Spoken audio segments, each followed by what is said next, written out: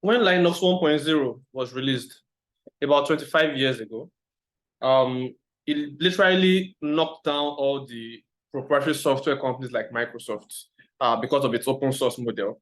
And then it was found to be the most important releases that has happened to technology today. And you'll find out why. Usually when you use Windows, you are limited to a lot of issues like system rebooting, speed issues, and the fact that Windows is a proprietary system or a software means that it's going to be very expensive. But with Linux, the open source kernel that links the hardware to the application means that it's going to be used for free. And then you get updates after updates and newer versions. These newer versions are called Linux distributions. We have Ubuntu, we have Mint, we also have RHEL. Linux is also very much lightweight and less resource heavy than Windows, which means that it has more performance than all other operating systems. In this playlist or in this tutorial, we aim to teach you everything that the Linux operating system is. And at the end of this playlist or tutorial, you will be able to solve any Linux problem yourself, whether you want to be a DevOps engineer or you want to be a cloud engineer or you want to work in SRE, we want to train you on the entire Linux operating system. So let's look at what an operating system is. An operating system is the interface in between a computer and an hardware. So there is you, the computer user, and there is the laptop you are using right now.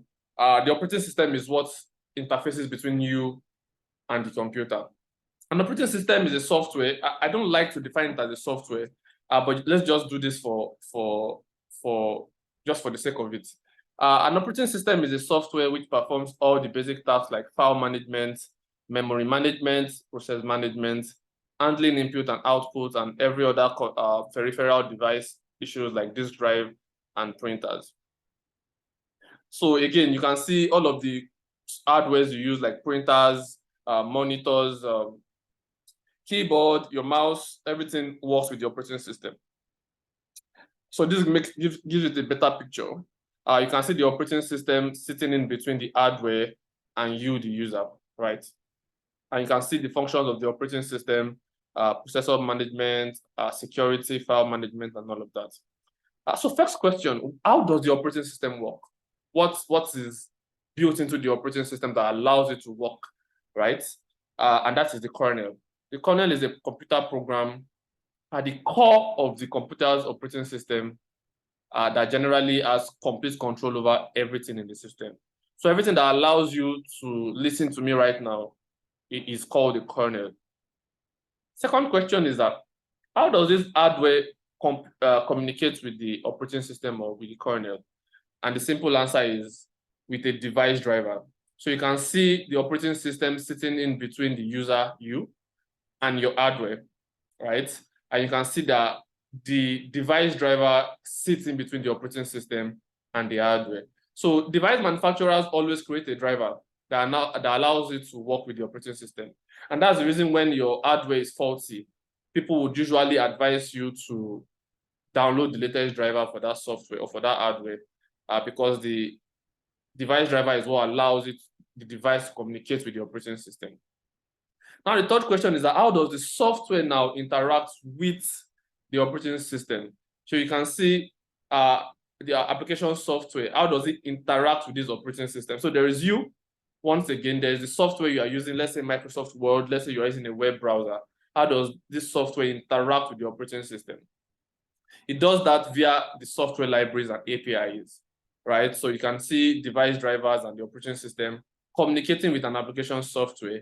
It does that via this layer, right? So what is a software library? What is an API? An API, which is usually called the application programming interface, is a layer that allows one application to communicate with another application. So what it means is that if you build a software application and I build a software application and I want your software to communicate with my software, then we need to build an API to allow that to work. So what that means is that if I build an e-commerce website and we need to pay, for example, we need to use PayStack API, we need to use FlutterWave API, or say we need to use any of the international payment platforms, what we need to do is we need to use their API, right, to allow you to process that payment. So my e-commerce platform is communicating with Paystack websites to allow you to process payments. So that's what an API does. So for example, this is the database. In my former life, I used to work with databases. I used to work with MySQL, PostgreSQL. I used to work with Oracle SQL, right? And this is your operating system or your browser or your software, right? So your API is a piece of software that allows two softwares communicate with each other, right? And again, you can see we need a library, we need an API, and then we need a UI, a user interface for all of that to work. So I know you must have been hearing about APIs. There are three different types of APIs. In this lecture, we were referring to the local API.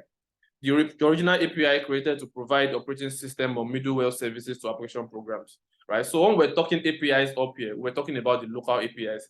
There are also web APIs. So for example, I've given you an example of an e-commerce platform that allows you to process payments via GTB API or Paystack API. That's a web API, right? But if I build a custom application with Java or with whatever programming language, and I need that software application to communicate with another software application, I'm going to need a program API, right? So those are the three types of APIs that we have. In the next class or in the next video, we're going to look at why Linux is preferred to Windows, Mac OS, and other OS distributions.